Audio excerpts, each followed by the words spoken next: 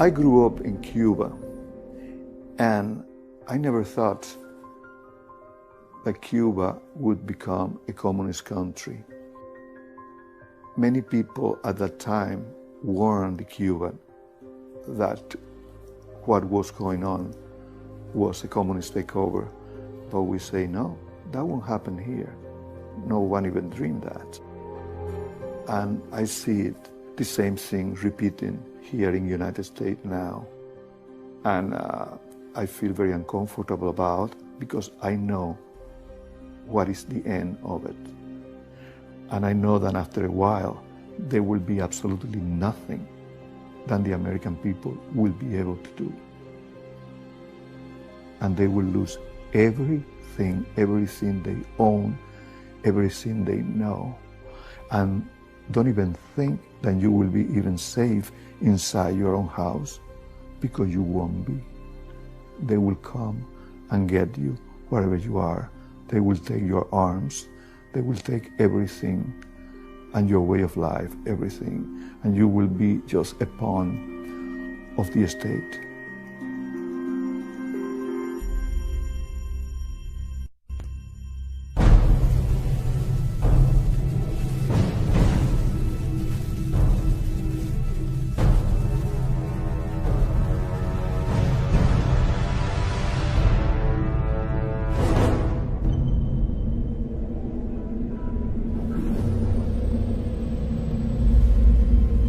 You and I have the courage to say to our enemies, there is a price we will not pay, there is a point beyond which they must not advance. And this is the point I think Americans need to comprehend. If America goes down economically, it will go down militarily. If America goes down militarily, we all go down. The free world is finished, and it'll be finished for a very, very long time. Everything, practically, is in a self-destructive mode. We're in the most critical period we've been since the Revolutionary War. You're not alert, you're not awake with what's happening. They would just as soon see this country on its knees and everything equalized.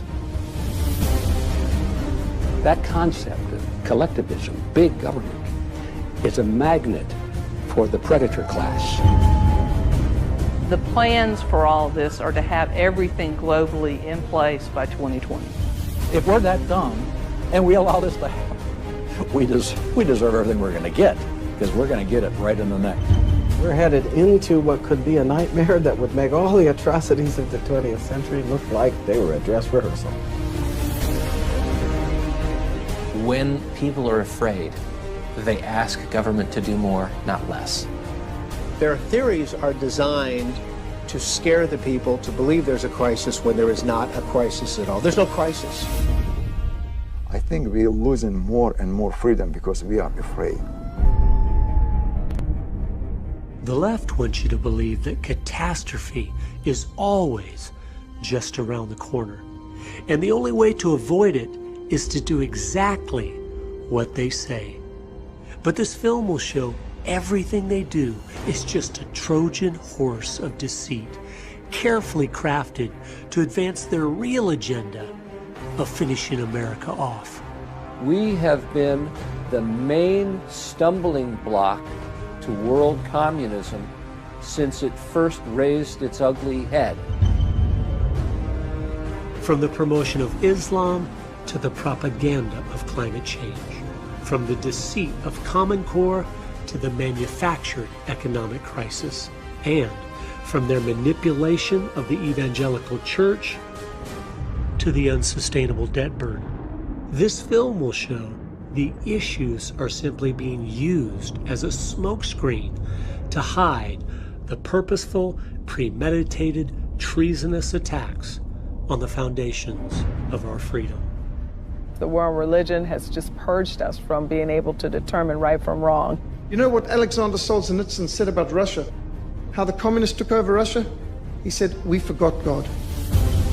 Their stated agenda, carved in stone on a monument in Georgia and outlined in documents placed in the Ark of Hope, is to eliminate 6.5 billion people by by century's end. And they will succeed if we don't stop them. This is not just a fight for the United States of America. This is a fight for civilization itself. It's everything Karl Marx dreamed of before our very eyes. I think they've pushed us over the cliff in ever since. America isn't going to fall. We are falling.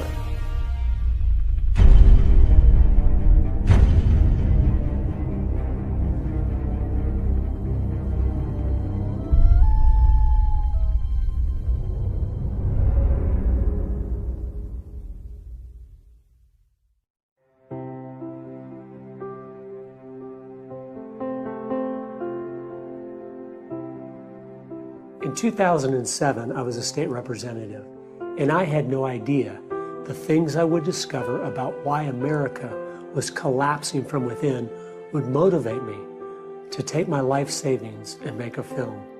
And I had never made a film before. During the 2 years it took to finish the project, my children prayed daily that it would win the largest single cash prize film festival in America, which in my thinking was a mighty tall order. But of course, it wasn't for God. The 2010 $101,000 grand prize for Best of Festival goes to Agenda!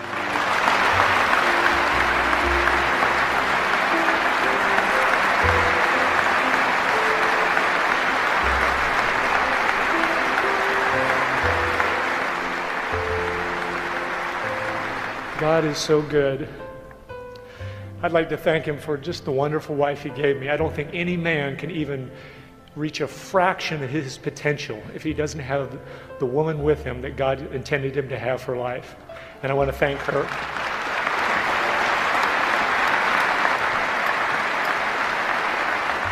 Kids, I'm giving this to you so you'll always remember God does answer prayers. Thank you so much.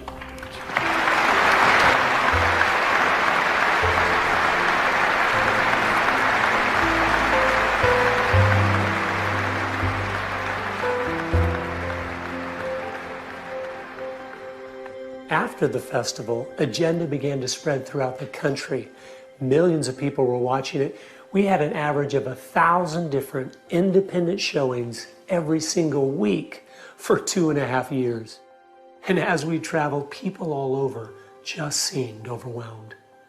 The people I spoke to felt they were under attack from 100 different enemies with 100 different agendas. But I knew from my research that wasn't the case. If things are always moving in one direction in a unified fashion, there is a reason why. Consistency has never been a virtue of ignorance. An experience we had along the way finally put into place a missing piece of the puzzle. We had a Tea Party group that met monthly at a local community college in Minnesota. We showed the film Agenda, and then afterward, as I was answering questions, a man stood up. He said, "I want to congratulate you on your research and how you found all the socialist, communist influences that have changed America. My hat's off to you." I said, "Thank you, sir." But then he stopped, and I could tell something was coming.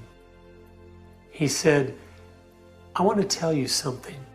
I'm a professor at this college. I am a communist, and we will win because we're taking all your children." And then he walked out. A woman in the front row who was crying said, "How could he be at our little community college?" I said, "Ma'am, he is at every school in America. Even though many are starting to wake up, they're studying the issues, they're reading books, they care about this country. They didn't know the most fundamental thing you have to know to ever win a battle of subversion. Your enemy." One of the radical Marxist leaders of the 1960s, I think, gave us the key that we are facing today. He said, "The issue is never the issue. The issue is always the revolution. These masters of deceit have used their propaganda so successfully, they've actually accomplished the greatest feat in warfare. They have convinced us they no longer exist, which has given them carte blanche to subvert, manipulate, deceive, infiltrate, and undermine us with no resistance whatsoever. I realized we didn't understand our enemy at all. Their strategy or tactics, their strengths or weaknesses. My work wasn't finished.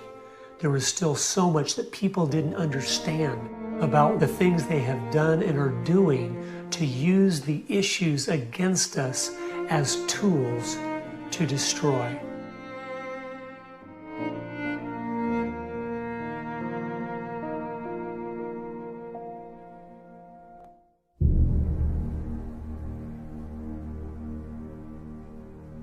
"2,500 years ago, in his masterpiece, The Art of War, Sun Tzu wrote, "If you know yourself, you will win the battle 50% of the time. If you know your enemy, you will win 50% of the time.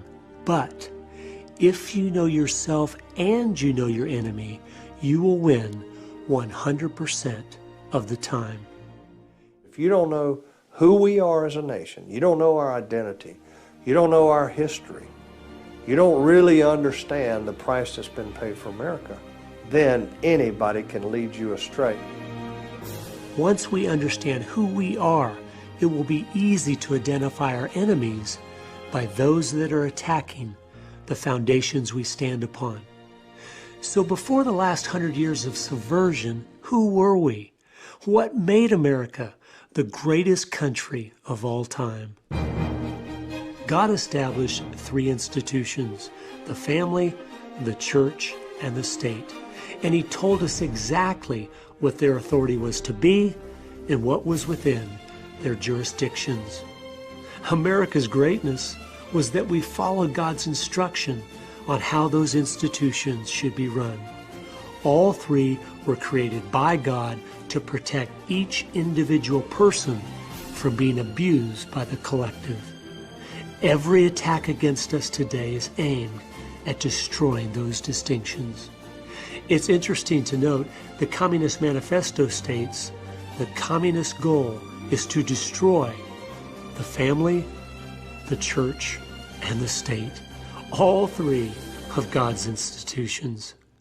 So regardless of how well-intentioned, the enemies of America are all the people and groups that seek to transfer the authority God gave the family and church to the state.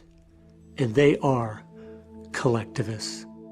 Collectivism is a broad ideology that includes all of these things like communism, fascism, Nazism, socialism, left-wingism, liberalism. All of these different words are used to describe different flavors of collectivism. And collectivism is the concept that the state is all-important and that the individual must be sacrificed, if necessary, for the greater good of the greater number. Unfortunately, the end of all collectivist schemes is a government that takes care of its citizens from the cradle to the grave, and that is Marxism. The people that don't understand this naively believe you can have big government without totalitarian methods, and history has shown us you cannot. From each according to his ability, to each according to his need. That was the grand ideal, right? But the problem has always been no one steps down. Once you have the power, no one steps down. And the reality is that beautiful picture was just a picture. It was a fiction. No one ever intended on stepping down. Therefore, that's the reason, no matter what government you go to, whether it's the national government in Washington, D.C., or you go down to your city hall some Thursday night and take a look of who are those people sitting up there in those big chairs, you know, while the little people come in and say, well, I'd like to complain about this. And they say, your time is up, you know. Who are those people in the city hall? They're collectivists, every one of them. They're enjoying this power. They've been drawn to that power. They're predators. Big government will never work because no one is capable of being in charge. We like to think of Hitler and Stalin as if they were uniquely evil people. But the simple truth is, every single person on the planet would have done the exact same things they did if they believed their philosophies and weren't accountable to any higher authority. Ideas have consequences. What you believe affects what you will do. They weren't uniquely evil. They were sinful men like the rest of us, but they had exceptionally bad ideas, the same ones we are playing with today. America was based on the opposite concept of individualism, was that the purpose of the state was not to govern the individual, but to protect the individual. The individual was supreme, and the state was the servant of the individual. In America, valuing each person, this is biblical. This comes from Christianity. You go to communist countries or Islamic countries, life is not valuable. You know, you kill, so what? You can put it in whatever package you want, but the facts are, the mantra of our age being accepted worldwide is from each according to his ability, to each according to his need. And that is communism.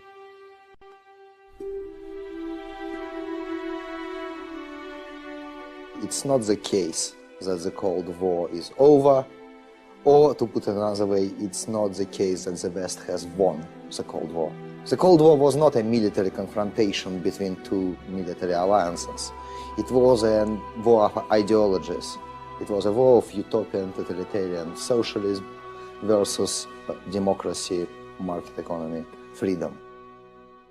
I interviewed a New Zealander some years ago who infiltrated the New Zealand Communist Party and was sent to the Soviet Union to train at Lenin's Institute for Higher Learning in 1983. This was the school for communists from all over the world, 6,000 students at any one time, some of them on 7-year courses. They were taught there was going to be a massive opening to the West, that the communists did much better in times of détente than they did of conflict. So they were going to open up to the West, they were going to downplay communism, they were going to change their system. One of the tenets laid down by Lenin was that you have to pretend to be defeated. Communism, as they say, or Leninism is the better word, has gone back and forth through this friendly mode, enemy mode many times throughout history. And this is just to lure the opposition into a feeling of false security. The way you finish ideological wars, the way you destroy an ideology, and we have historical precedent for that. That happened with the Nazis. We should have had the Cold War over 20 years ago, yes, but for that we would need a Nuremberg-style trial of communism, all the crimes exposed, all the archives opened, the judgment of history passed. That didn't happen. Now you've got to realize, when Nazi Germany was defeated in World War II, the Americans went in there and denazified the country. Anybody who was a Nazi was taken out of positions of power, totally changed the whole political climate. Russia was never de-KGB'd. The KGB was left in place, and now it is stronger than it ever was before. And you see their puppet, Mr. Putin, attempting to reinstitute the Soviet Empire now. They may have changed their name. They took their hat, which said Communist Commissar across the top. They turned it around, and now it says entrepreneur or capitalist or social democrat or something. But it's the same hat on the same heads of the same Leninists. Trial of communism should have finished that. It didn't happen, and therefore we are not out of that crisis. And that is the reason why we have Putin. That is the reason why you have Obama. It is still going on. The Cold War is going on. It's going on the streets of Moscow now. It's going on the streets of Tehran. It's going on really in America as well.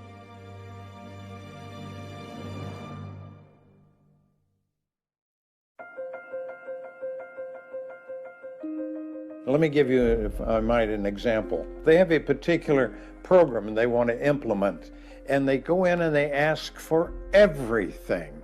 They ask for everything, and they're aggressive about it. They push ahead.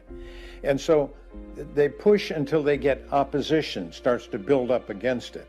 And at that given moment, they evaluate the opposition. They say, Well, is there any strength to it? Will it last? Will we be able to endure it? Or do we push ahead even farther? If the movement grows up to where it can do them harm, they then back off and say, well, maybe we don't want it all. Let's compromise a little. Let us get along together now, because I'm willing to give up what I've asked for totally for just a bit of it. Aren't you willing to give up a bit that we can work together? Next thing you know, another month goes by, another year, and here they come again. They'll just incrementally get what they want. Now, the classic example is Obamacare. Now, that was designed 100% by Democratic Socialists of America, Marxist group. They pushed it on America through Quentin Young, their member, who was the mentor of your president, Mr. Obama. But more than that, Quentin Young was a 40-year veteran of the Communist Party USA. So they got the first steps. The Affordable Health Care Act pushed through in 2009. It wasn't single-payer health care. It wasn't 100% socialised health care, which is what they're after, but they got as much as they could get. Now, if you read their publications, they are boasting it's going to fail. It's not going to do the job. It's going to let people down. But that's great, because then they're going to blame the greedy insurance companies and the nasty doctors, and then they're going to push full on for single-payer health care. They're using the dialectic, they're using Lenin, they're using Hegel. Get what you can get, reach a compromise, then when the opposition backs off, then you go forward for the next step. And you just keep on doing that and doing that and doing that till you get what you want. That strategy is what they use on every issue, every time. We will see a single-payer system implemented by our government in the near future. As Obamacare collapses, as it was designed to, they will step up to fix the problem of high premiums and a disgruntled people with more government. We never seem to learn. We keep compromising, keep giving up ground, and keep playing strictly defense, which is why we always lose.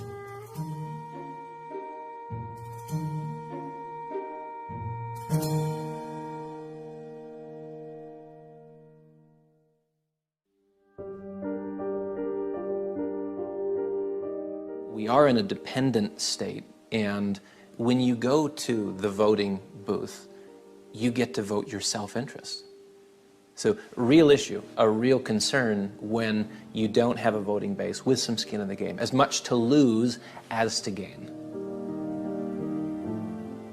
What we know from history is that when you tip the scale at 51%, now you are talking about a license to steal.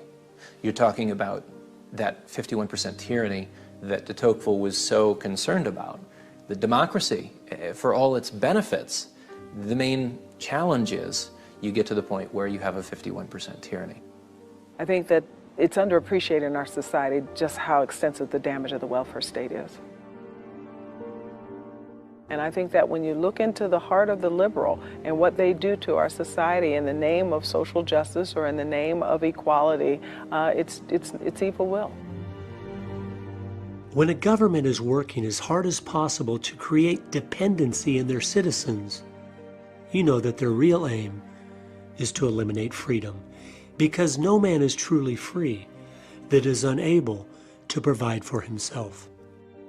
The dollar in America today, it takes 98 of them to buy what $1 did in 1913 when the Federal Reserve System was enacted into law. That is theft. The fifth plank of the Communist Manifesto is to create a central bank. Ours was created in 1913 and is called the Federal Reserve. You say Federal Reserve, and I think most Americans think that's part of the government. But of course, the Federal Reserve Bank isn't part of the government. The Federal Reserve is a private bank. It's not a government institution.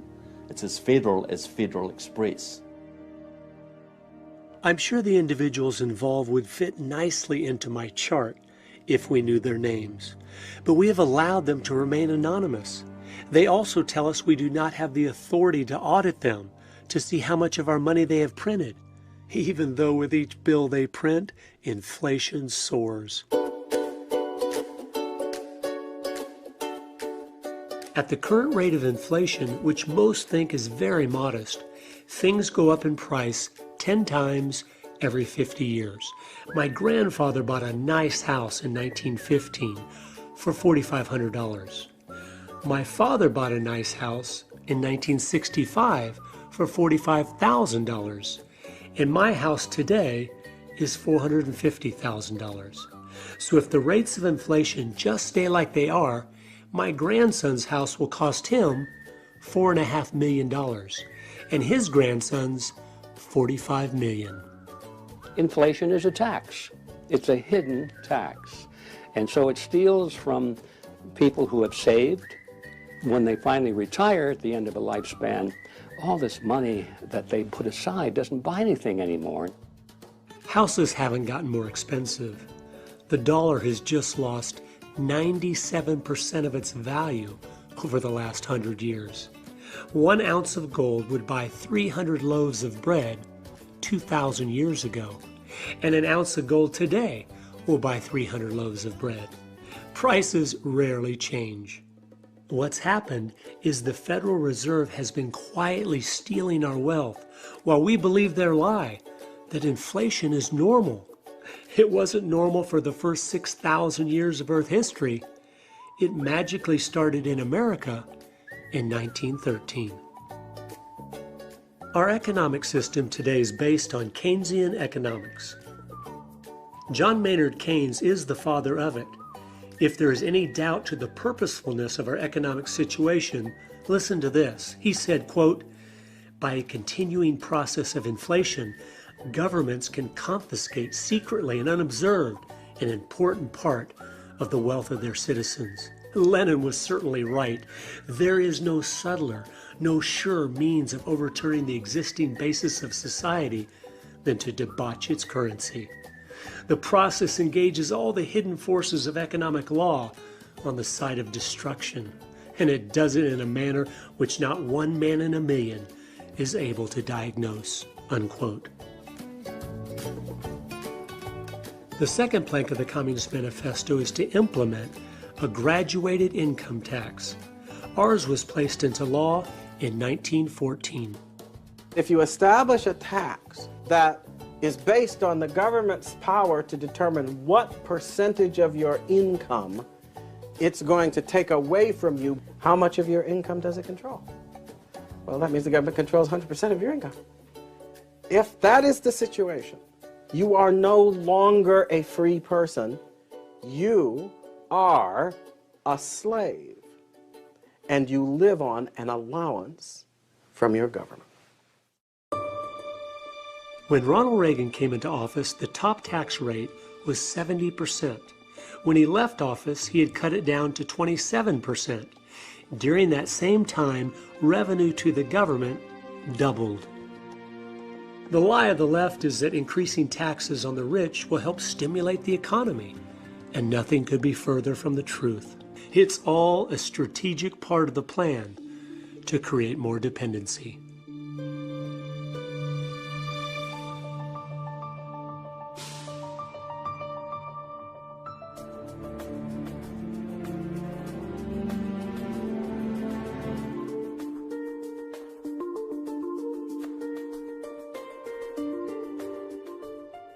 People wonder why our free enterprise system isn't working anymore.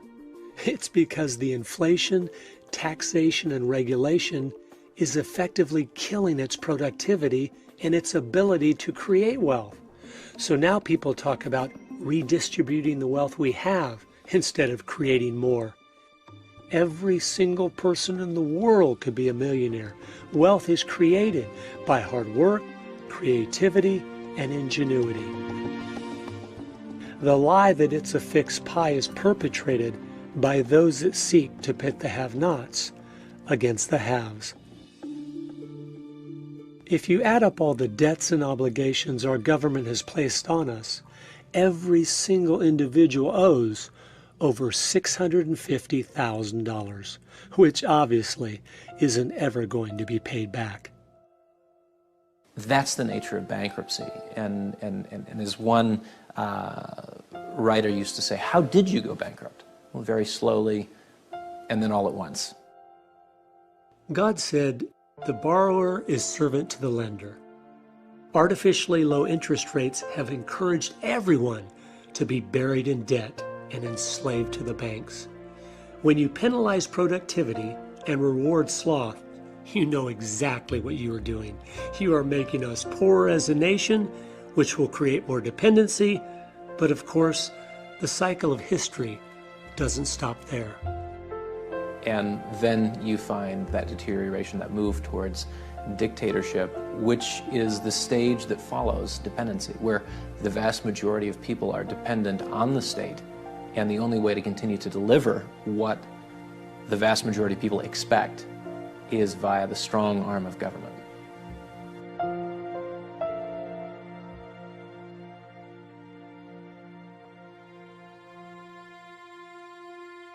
If you look at how do you change society, well, one of the things you obviously do is you go after the next generation. And you do that through the education system, and that's exactly what has happened to us. The Marxist movement in America has done exactly that. The education system establishes the direction for the future. It sets the hearts and the minds, the perspectives of the next generation.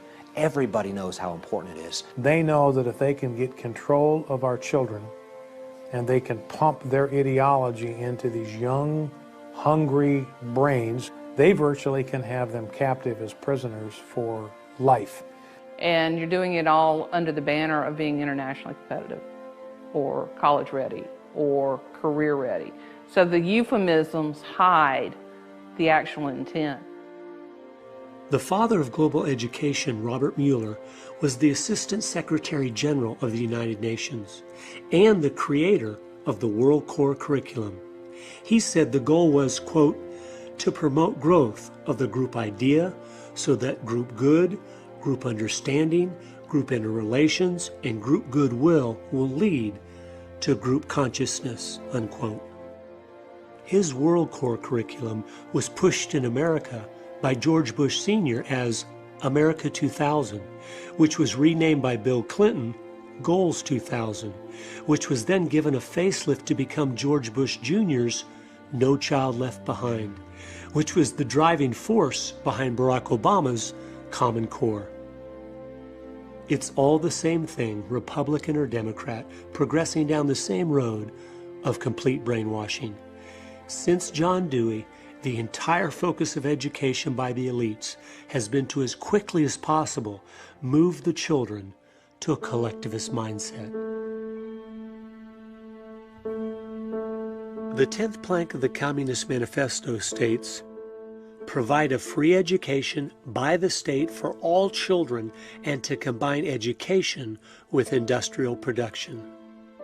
Bill Gates has teamed up with the United Nations to build the model that will have our schools simply be a tax-paid training ground for corporate America. In the end, most of this tracks back to people who would benefit financially from a more government-centric economy because they're at table. They're already political players. They don't want to worry about competition. Not only is competition eliminated, but employees are created.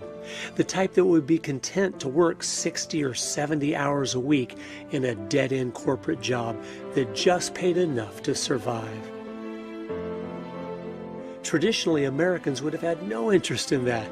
They would have wanted to use all the individual talents and abilities that God had given them. They wanted to do 100 different things in their life. Invent things, start new businesses, change the world. And the elites didn't want any of that, so it had to be destroyed. It's like we're going after Marx's vision and at the same time making it impossible as well, because the mind arson necessary to get an amenable voter means that the wealth that you're planning on redistributing is really gone. You just don't know it yet. Just as I was beginning to dig in, I realized I was making a big mistake. The temptation on all these different issues is to not accept the reality of how things really are.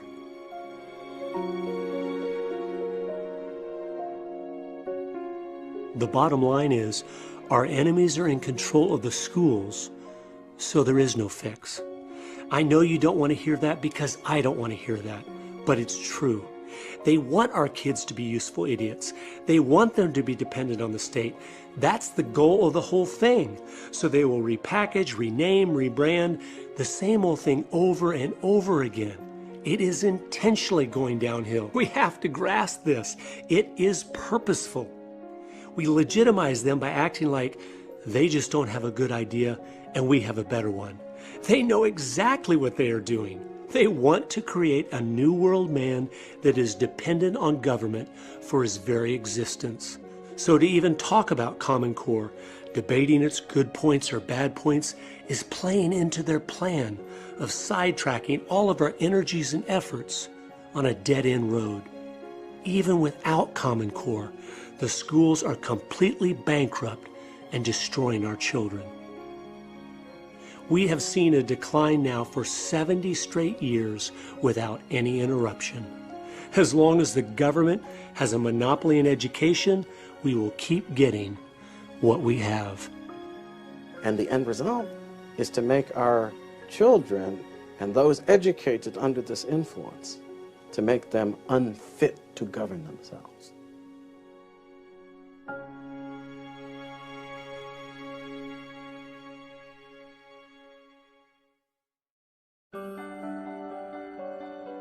We wonder why it's hard to get a good candidate anymore for President of the United States. Well, let me show you how education affects politics. In 1980, there were approximately 40% of Americans that were conservative, 10% liberal, and 50% undecided. And since even our numbers show that they are capturing 85% of our young people each year through the educational system, this is how it plays out. In 2012, America was divided at 30% conservative and 30% liberal, with 40% undecided. By 2028, it will be 20% conservative, 50% liberal, and 30% undecided. And by 2036, only 20 years from now, it will be 10% conservative, 70% liberal, and 20% undecided. This is simply demographics, and there is no quick fix to change this. 2016 is the last election in my lifetime where it will even be possible to get an actual conservative elected.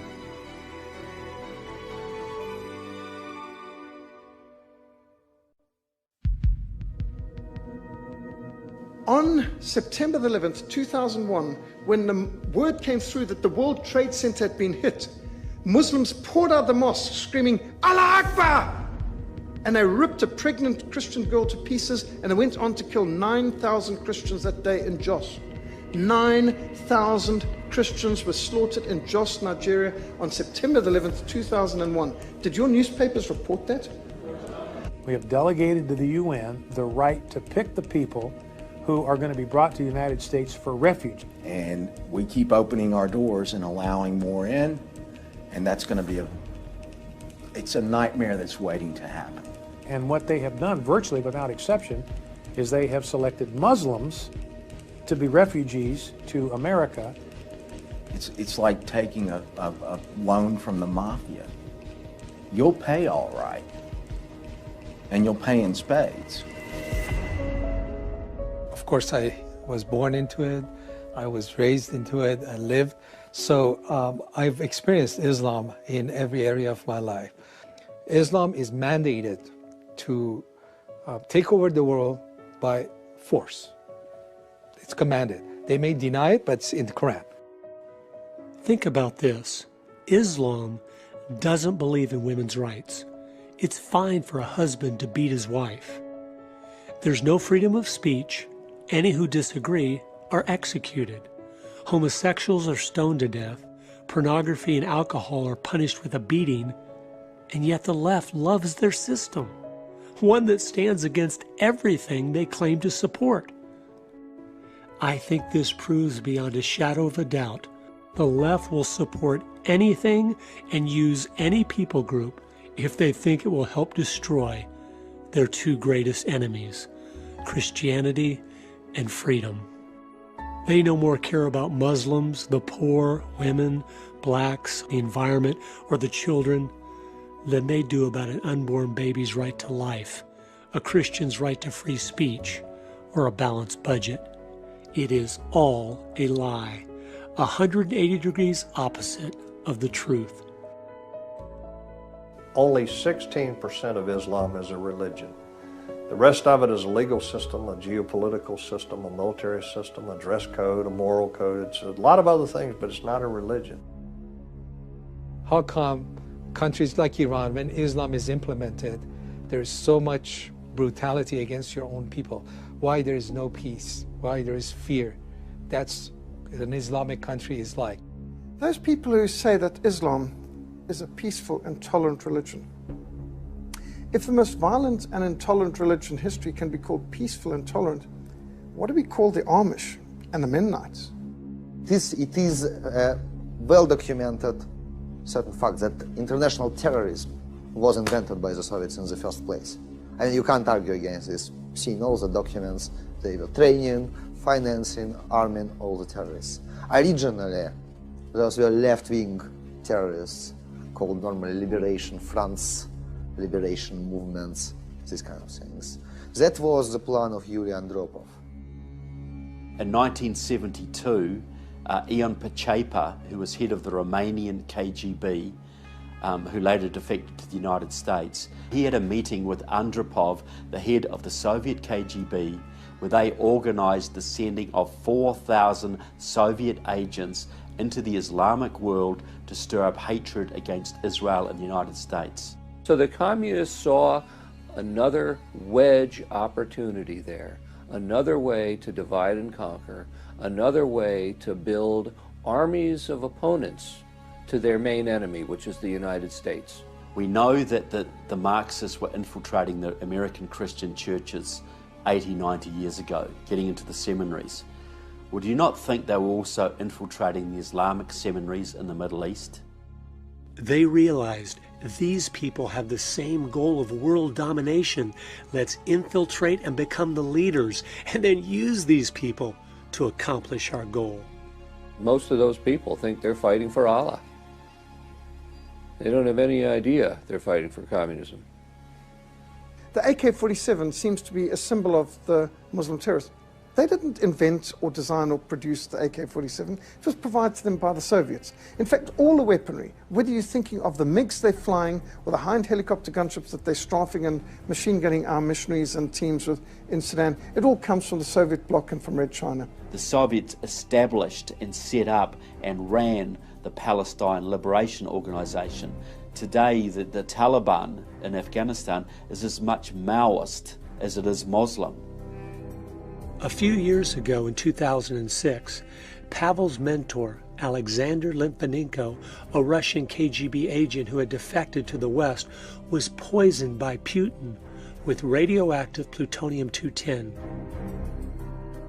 He revealed before he died in London that the terrorist attacks against Russia had been done by the KGB, so they could blame it on Muslim terrorists to make it look like they were opposed to radical Islam too. He also revealed before he died that the #1 man in Al-Qaeda right now was trained by the KGB. And it is a fact that he's a Russian agent. The real reason why Alexander was the first target for assassinations was precisely because he was talking about the connection between Moscow and Islamic terrorism. Stanislav Lunev was the former deputy head of Russian military intelligence. He said to a friend of mine, if radical Islamists ever let off an atomic bomb in an American city, don't believe it. It will be us. It will be the Russians using radical Islam as a cover. If you study modern-day terrorism, you will realize immediately the leaders of Islam are in it for the same reason the communist leaders are communist, for power and control. Islamic leaders aren't blowing themselves up for the cause any more than communist leaders are voluntarily sharing the obscene wealth they have stolen from the working class. Communism and Islam are twins. Even people in the government, most of them Their goal is not Islam. The goal is to keep the power at any cost. You might say that when they win, that the communists and the Islamists will fight amongst themselves over our bodies, and maybe that will happen. But that's a little bit too late for us, isn't it?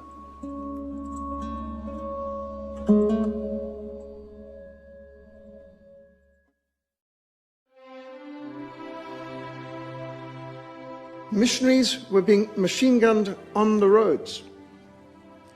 Red Cross ambulance workers were being killed. And what was absolutely scandalous is this was not only being funded by the Soviet Union and Red China, but by the World Council of Churches.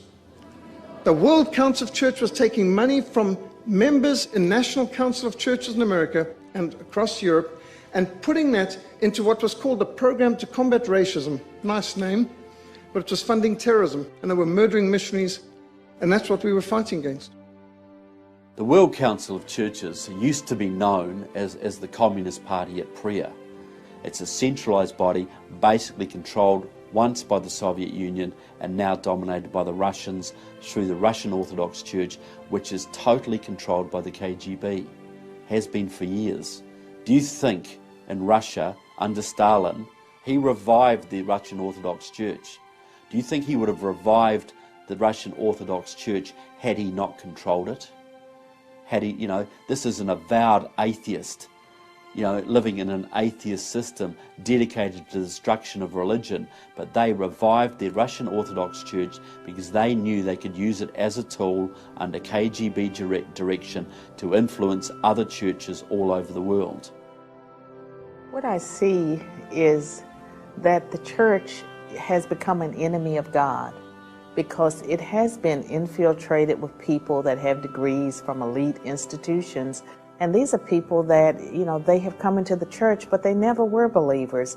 There are some professors in divinity schools and seminaries that take delight in destroying the faith of innocent young people. Christianity has always been the main target because they knew with a strong Christian church, their plans of a one-world government that requires a one-world religion to succeed would never be possible. And I think that's why Christianity is a religion that people intent on despotism don't want around. The surest sign that the elites in our society are up to no good, just as the founders of our country predicted they would be, by the way, is that they're trying to get rid of Christianity. Because Christianity is what encourages people, emboldens people who live according to good conscience, acknowledging God, to stand firm in the right. Step one was to remove God's word, the absolute authority and standard of the church. It's as if the uncomfortable things that hold us accountable have slowly been scrubbed from the message from the pulpit. What was sin 2,000 years ago is sin today. And that's a message I think we need to hear quite often from the pulpit, and I don't hear it that much. Research shows the majority of Americans don't believe anymore that the Bible is God's word. But a more amazing testimony to the left's success is the vast majority of seminaries in America don't either. They realize that if you can influence churches, you can influence millions of people. So a lot of these people have had an end game in view, and part of the end game is seeking to enlist the church as pawns in their game. Step two was to force real Christianity inside the four walls of the church, while sidetracking those that were just religious with do-gooder causes. We Christians in the West, we are not even aware how much oppression we have in the U.S. We are persecuted without knowing it. They have told us, Christians, you can't do this. I said, yes, sir, we won't. You can't do, witness at your work. Okay, yeah, I won't. You can't talk against sin. Okay, sir, we won't do it. And so gradually, we Christians, what they allow us to do, okay, you can gather in your churches on Sunday, worship the best you can, and then go home. And we have accepted that type of Christianity. We have accepted that we should not and we cannot influence our society or the government. We have accepted those limitations that the enemy has put on us. And we have withdrawn into ourselves without even realizing it. Something that is obscene is something that shouldn't be brought into public. When are Americans, particularly people of faith, going to realize that over the course of the last 60, 70 years in our country, we have allowed them to redefine the world so that Jesus is obscene, so that God is obscene, the Ten Commandments are obscene, kids wearing a t-shirt that says Jesus saved, kicked out of school, people wearing an F word all over their clothing, they can wander around. As I dug in to find out how this had happened, I came across testimony from the Congressional Record in 1953. Manning Johnson, who was a top communist official, testified. He said, quote, "The communists discovered that the destruction of religion could proceed much faster through infiltration of the church. It was determined that with only small forces available, it would be necessary to concentrate communist agents in seminaries and divinity schools. These institutions would make it possible for a small communist minority to influence the ideology of future clergymen. The idea was to divert the emphasis from the spiritual to the material," unquote. The testimony continued with Benjamin Gitlow, who was one of the founders of the Communist Party USA. Quote, "The Methodist Federation for Social Action was first organized by Dr. Harry Ward. Its objective was to transform the Methodist Church and Christianity into an instrument for the achievement of socialism," unquote. Dr. Harry Ward was not only a communist, he was also a member of the Fabian Socialist Society. His good friend and fellow Fabian was Dr. Walter Rosenbusch, and unbelievably, those two men started what is today the National Council of Churches. Unfortunately, most Christians these days are tragically biblically illiterate and are accepting anything that comes down the pike that has the name Jesus stamped upon it, but it's not the agenda of the Jesus of the Bible. It's basically a satanic agenda which is seeking to displace Jesus and exalt the worship of man and creation over the Creator. The communist goal was to turn their number one enemy, the Christian church, into their greatest asset. That monumental task is almost complete. They are turning the evangelical church into a counterfeit that worships a false God, one they have created that is only love, with a false gospel, a do-gooder works salvation instead of Christ alone, and a false mission, saving the planet instead of fulfilling the Great Commission.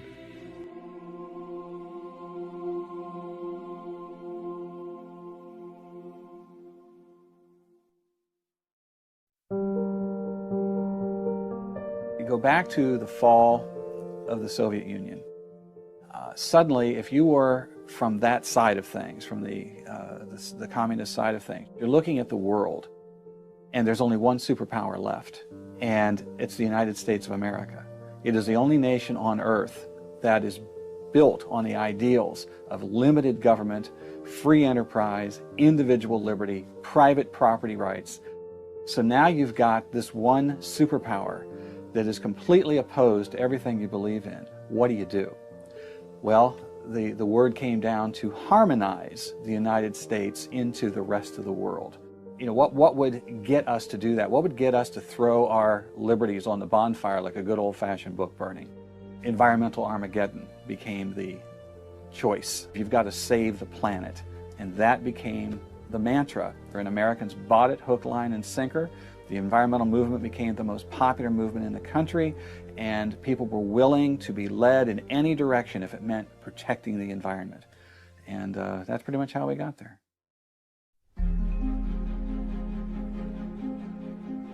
We have to do something, they say, because we're destroying the planet, the Earth has a fever, we have to do something. And that, if it were true, would be a legitimate argument, right?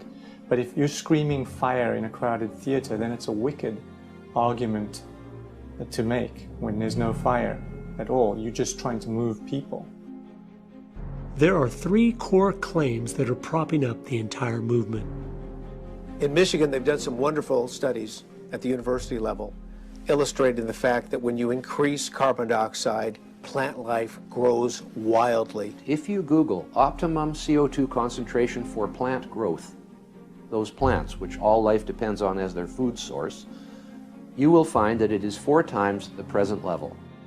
You can go back to the era here on planet Earth. Levels of carbon dioxide were probably 6 to maybe 12 times higher than today. We're not at a high point now. We're at a low point. Foliage was all over the planet. Carbon pollution is now a common term that people are using, when in fact, if CO2 fell below 150 parts per million in the global atmosphere, all the plants would die. And then what would we eat? There wouldn't be anything left to eat but rocks at that point. Frost and ice are the enemy of life. You come from the tropics into the temperate zone and then the Arctic, you lose 99% of species biodiversity. Which means that quite the opposite of what the alarmists say, global warming won't lead to more extinctions. It will lead to protecting more species from extinctions.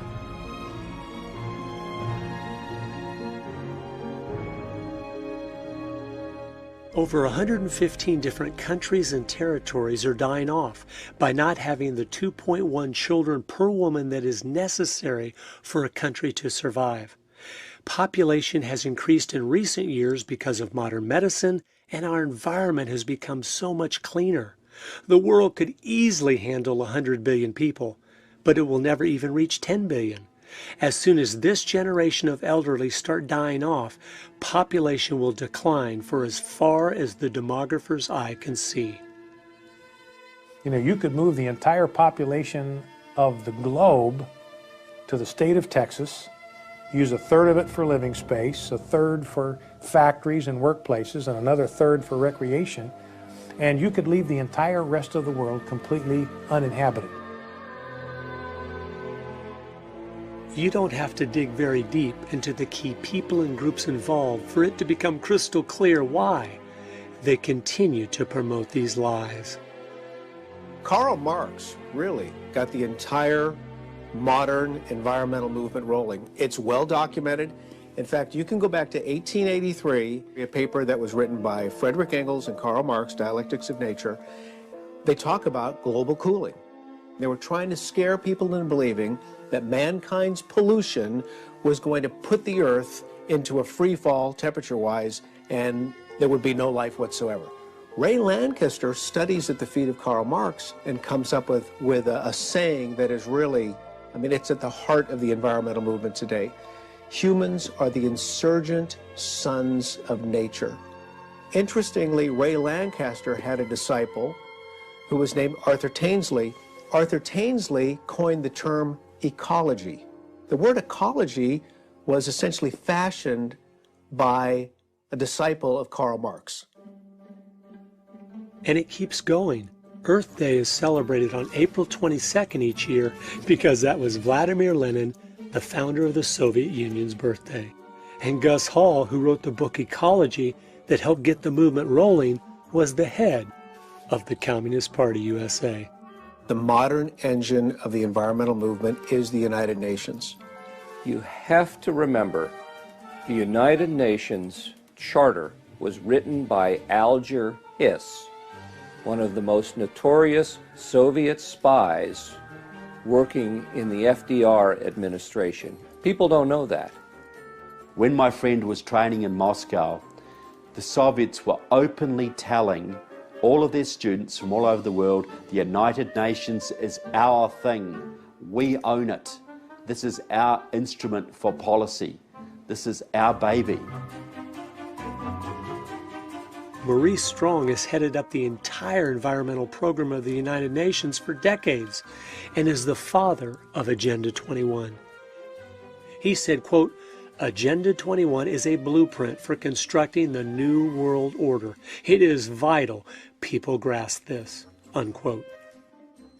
He picked Gro Harlem Brundtland to write out the world's environmental agenda in a document titled Our Common Future, which is where the term sustainable development was used for the first time. Guess who she was? The former vice president of the World Socialist Party, the group that Karl Marx himself started. The icing on the cake is the next player I came across, Mikhail Gorbachev, the murderous communist dictator. Guess what he did immediately upon stepping down from the Soviet Union? He started an environmental group, Green Cross International. You mentioned Gorbachev. He has no problem at all switching gears from the Soviet destroyer of the environment, come to America, he's the savior of the environment. But what's he promoting? Bigger government, more control, more power to the United Nations, less individual freedom, all of the agenda of collectivism. He's doing exactly the same thing in San Francisco that he was doing in Moscow. And he isn't just some fringe player. He is one of the leaders. When I found out that the Earth Charter, which is supposed to be the new 10 Commandments for the 21st century, was written by Mr. Gorbachev, it was clear. Environmentalism isn't just like communism. It is communism. You couldn't make this stuff up.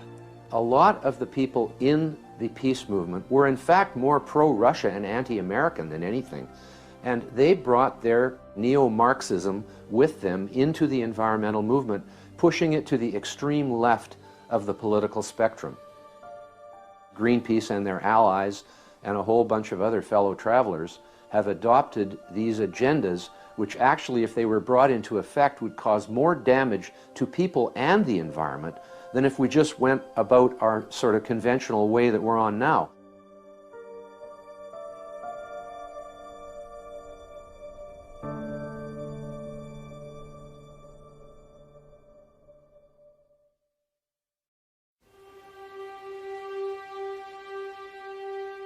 In 1995, the Marxists, Democratic Socialists of America, 7,000 members, Gramsciist communists, they believe in revolution through infiltration, they took over the AFL-CIO.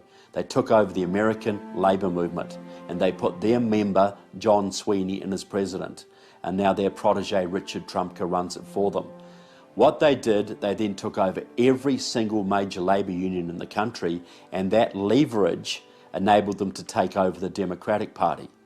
Because there's hardly a Democrat at any level in this country, from county commission to federal, who doesn't owe his job to the unions for money, for manpower, for get out the vote, even for vote fraud.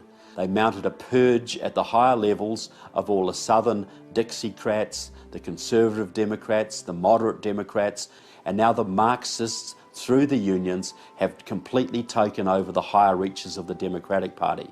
So you've got 20,000 card-carrying communists in your country are dictating the policies of the Democratic Party, which is controlling the lives of 300 million Americans. If this is hard to believe, I encourage you to go to the Communist Party USA's People's World or the Democratic Socialists of America's Democratic Left, and you will see every single issue they are promoting today will be the exact issues the Democrats will be putting on the floor of Congress tomorrow. And you've got all these loyal Democrats out there, good patriotic people, who still think they're voting for Harry Truman and JFK. Look, by the standards of today, do you think Harry Truman or JFK would have a chance in today's Democratic Party? Those guys today would probably be in the Tea Party. Yet their party is now run by communists, and all these loyal Democrats all over this country are still voting on party lines and basically voting for Marxists and anti-Americans because they do not understand their party has been taken over. It's no longer just an opposing party with different views. It is our enemy working as fast and furious as they can to finish the quiet revolution that started over 100 years ago. And that is why every issue is being used against us as a weapon to destroy.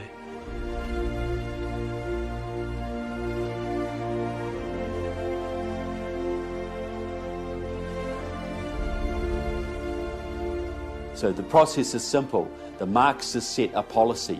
It might be socialisation of student loans, or green jobs, or cap and trade, or card check, or a New START treaty with Russia, or Obamacare, or immigration amnesty. They're behind the campaign to end fracking. They're behind the gutting of your military. They're behind the dumbing down of your schools and Common Core. All of these programs that are affecting every American every day is being orchestrated by small Marxist groups who have been able to take over the labour movement of this country, and by doing that they then took over the Democratic Party and are now running the country. They're effectively running the country. I contend that sooner or later they will use violence. They'll use violence when they get to a certain percentage. If they can get 70% of the people behind them, they will wipe out their opposition, because the socialist communists cannot stand competition. They have to take America down, then they can have world government, and the communists will then throw off their mask and they will have worldwide Leninism. That is their plan.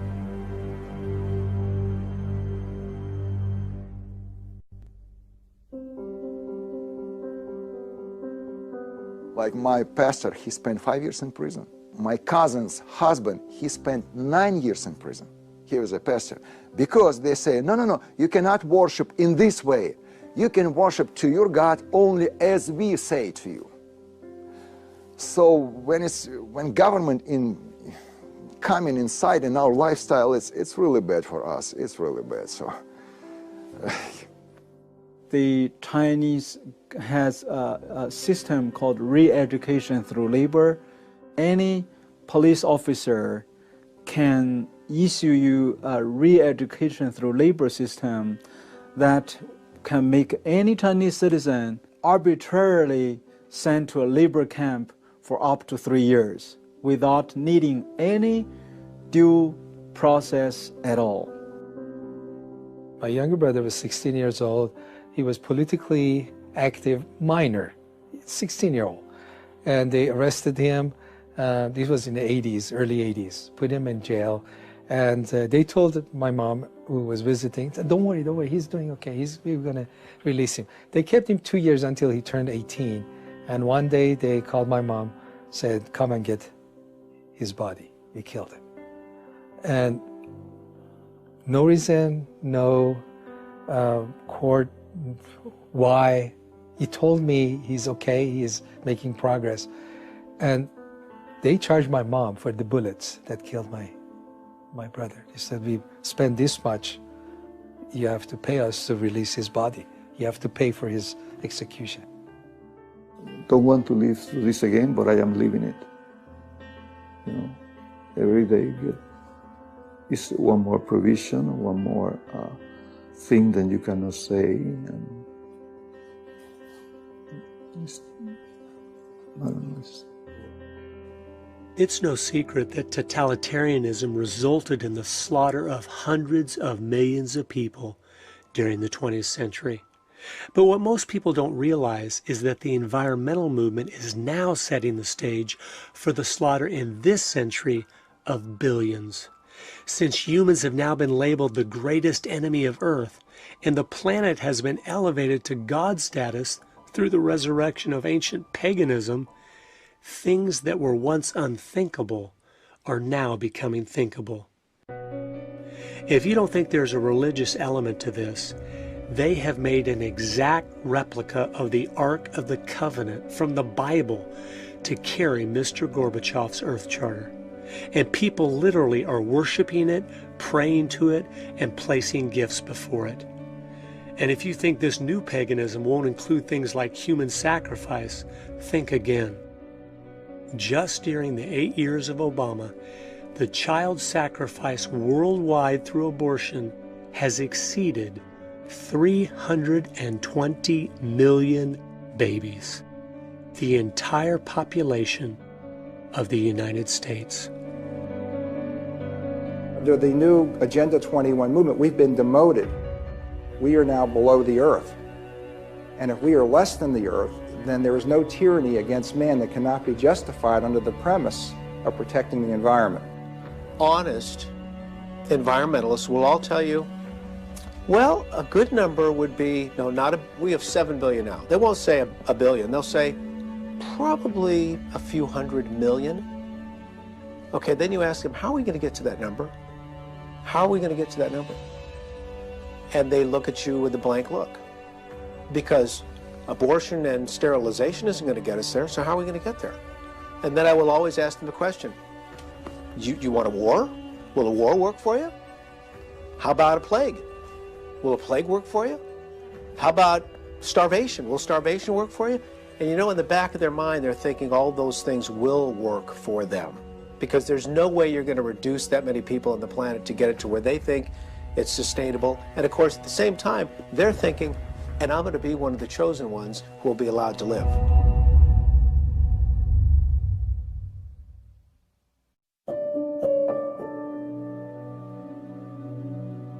The odds are against us. We have seen the trends move in the direction to oppose the Christian faith, to oppose family, freedom. Socialism is on the rise. And I think people are intimidated by the giants. What we need are Davids who show up and say, who is this uncircumcised Philistine who should defy the armies of the living God? Who does this big guy think he is? And then you go and get your 5 stones and you launch one into the head of this thing. That's what we need. It takes a certain commitment to not an election cycle, but an intergenerational commitment to ideals which, if implemented, can change society. We've seen it happen for the other side. We should expect nothing less than the same kind of time frame and the same kind of pledge. Only ours, I think, is more deeply. Our lives, our fortunes, our sacred honor. Honor fits in. And the Republican Party has an establishment that has given us some losers for candidates. It's time for the grassroots to rise up and reassert itself. Listen, as Christians, we have a spiritual, moral obligation to vote. We have to go into political office. We have to network with each other. We have to dislodge these professional politicians and collectivists. And there are people who think that the job of precinct committeeman is the most important. We have to take back over the Republican Party. I attended my first county Republican meeting in May of 2006. Within a couple months, I was asked to be the precinct committeeman for my area because the position was empty. And then, only 11 months after I attended my first meeting, I received a call one morning from the governor asking me to be the new representative from my district. Did you know about 35% of the precinct committeeman positions are empty nationwide? We need to fill them with real conservatives and take the party back from the ground up. Number one, we need to bank locally at small independent banks so the money stays in our communities to make them stronger and more self-sufficient. Stop using the big banks. We are funding our own destruction with every dollar we give them. Number two, we need to get out of debt. This will make us economically stronger as individuals, which will make us stronger as a nation. Number three, be productive. Start new businesses. 100 years ago, 70% of Americans own their own business. Today, it is less than 20%. Fathers need to come home and start utilizing the incredible potential of their families in creative home businesses. Number four, mentor youth to be entrepreneurial. That is where the money is and true independence. It also eliminates the need to go to college, where we are losing all of our children. And number five, buy USA every time you can. It keeps the money home instead of funding our enemies. It provides jobs for Americans. And most importantly, it stops rewarding all the countries of the world that have enslaved their people for profit. Well, I think the worst thing that a Christian can do today is send their children to these cesspools we call schools. They're not public schools, they're government-run schools. At the end of the day, the curriculum is secular humanism, and it conflicts with what that child may hear Sunday morning and Wednesday night at Bible study. So we set them in an environment of absolute confusion, and then they have no determinant for a right and wrong. And this guarantees that a socialist, humanist, totalitarian approach to life will always emerge victorious, generation after generation after generation, until parents step in and say enough. until a few of us stand up and say, we're tired of losing. We're not going to play this anymore. And the only way you're going to reverse the trends is if you start interjecting a biblical worldview back into the hearts and minds of our youth. The Bible says to bring them up under the nurture and admonition of the Lord. The scriptures tell us that we'll give an account for everything, especially for the stewardship of our children. It is a father's responsibility to make sure each of his children understand the world around them, so they aren't deceived by every clever-sounding lie that comes along. And I think the direction we ought to move as a culture is to the point where we essentially disband the entire educational infrastructure. And if we're going to collect tax dollars for education, then we say to parents, here are the education dollars that we have devoted to your students' education. It's yours. So if you want to enroll your child in a homeschool, if you would like to enroll your child in a private Christian school, education dollars follow the student to the school of the parent's choice. All efforts to reform education should be focused on one task: implementing a voucher system to break the government's stronghold. This would eliminate virtually overnight Common Core, failing schools, the promotion of immorality, the environmental propaganda, and the anti-Americanism, which is now the bedrock of the K-12 program. We can no longer sacrifice our children on the altar of convenience.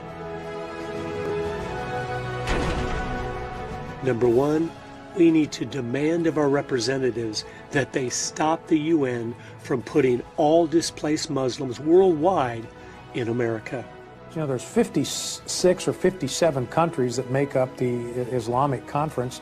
If you've got a Muslim in one Muslim country that needs a place of refuge, they've got 56 other places where they ought to be able to go. Number two, we must be sharing the gospel with those who are already here in America, praying that they will get saved and go from being a threat to us to our brothers and sisters in Christ. If you want to reach out to Muslims in America, reach them early and reach them with love. In Islam, there is no love. That's the weak point of Islam. If you want to invade Islam, that's their weak point. Because Allah in Islam has 99 names and not one is love. There is no commandment to love and forgive one another. So when you love people and you love one another and you love God, you are piercing the darkness of Islam in a major way. Number one, we need to expose the lies. Everything they preach is a lie. America is the cleanest country in the world and always will be as long as we are free. We have cut our pollution in half since the 1970s, even though our population has almost doubled. We aren't the problem. We are the solution. Number two, hound federal officials to get us out of the United Nations. The world's entire environmental agenda is seeping out of this Marxist cesspool. We need to abort its influence in America before it's too late. Number three, get involved in protecting private property rights at the local level. Work to remove from office anyone that doesn't offensively fight for property rights. If you don't have property rights, you don't have any rights at all. Property owners have a proven record of knowing what is best for their land far better than any government ever has. Some of the signs to look for to discern as to whether or not you are in an apostate church. It's important to see, is a pastor preaching the gospel of Jesus Christ crucified on the cross for our sins, buried, resurrected again? Is he preaching the message of the gospel and eternal judgment, and the fact that we don't live very long on this earth and we're going to stand before God and give an account as to whether or not we've embraced the grace of God through Christ Jesus? Is he preaching repentance, that you must turn from sin and embrace Jesus Christ as Lord and Savior? If you don't see that in a fellowship and there's another agenda afoot, I would say, run and don't walk to the nearest exit. We need those of you that are pastors to stand up and lead and only be concerned about one thing. What does God think about what you're doing? And we need those of you that are Christians to share the gospel faithfully. Most under 30 in America have never even heard the truth about Jesus. 67% of non-Christians have never even been invited to church. This is unacceptable. The complete transformation that takes place with salvation is the only real hope for America. I think it begins right at home, in your own heart, in your own mind. Reform takes place there, and then it begins to work its way out. The multiplication which occurred, the revolution which occurred in the first century, was a revolution of individuals' hearts. And you began to see this mushroom effect that took place in individual homes only because individuals were changed. And then communities changed. And then the world was radically altered for the good as a result. I think the day of the sunshine patriot and the fair weather Christian are coming to an end. We're going to have to pick what side we are on. And there's not 10 different options. There's only 2. We will either be on God's side, living a pure life, standing for His laws, regardless of the cost, or we will be on man's side, which means we are the enemy of God. And the reality is, these evil people and groups that have just dismantled this country over the last 100 years, they have done that while an all-powerful, holy God has been sitting on His throne. What does that mean? It means He has allowed that to happen. That's what should drop us to our knees in fear. Why would a holy God that hates what these people are doing far worse than we do, why would He allow them to flourish and succeed in their plans? Well, I think if each one of us looks inside of our own heart, on our knees before God and says, God, what have I done that has caused you to remove your hand of blessing from our country? I know we've all done things that have contributed to the problems that we face. If we repent, if each of us individually comes before God and makes things right, and then makes a firm decision to go in the opposite direction and change things, I know He will bless our efforts. I know He will give us back our country, because that's who He is. He is long-suffering. He loves His people. He loves truth and righteousness, and He hates what is evil. I ask you to join with me and my family and commit to pray for our country, for our children and grandchildren, for the generations that are to come, that we will do everything in our power to turn them back to God's Word, to His principles, to His way of doing things, which always brings blessing. And I think as He sees that repentance, He sees that true desire to love Him with all our heart, mind, and strength, He will step in and crush our enemies, the ones that right now seem to be in control of almost everything. Just like I told my children at the festival, God does answer prayers. He can save our country. There's nothing that is lost that cannot be found by the power of God. There's nothing that is hurtling through the abyss that cannot grow wings and soar to the heavens by the power of God. You shall mount up on wings like eagles. You shall run and not be weary. And I think that that's true of our country. And in our case, we won't be discovering something or finding out, we'll be rediscovering. We won't have to wander about in foul and distant places. We just have to go home. We have to go home to the heart of faith. We have to go home to the true spirit of liberty. We have to go home to that reverent love of God which triumphs over every fear. And we'll find America again. Isn't that beautiful? You come home to God, and there you will find America. And that's what we've got to do now. And that's why I'm optimistic, because God can save our country, but He won't until we ask.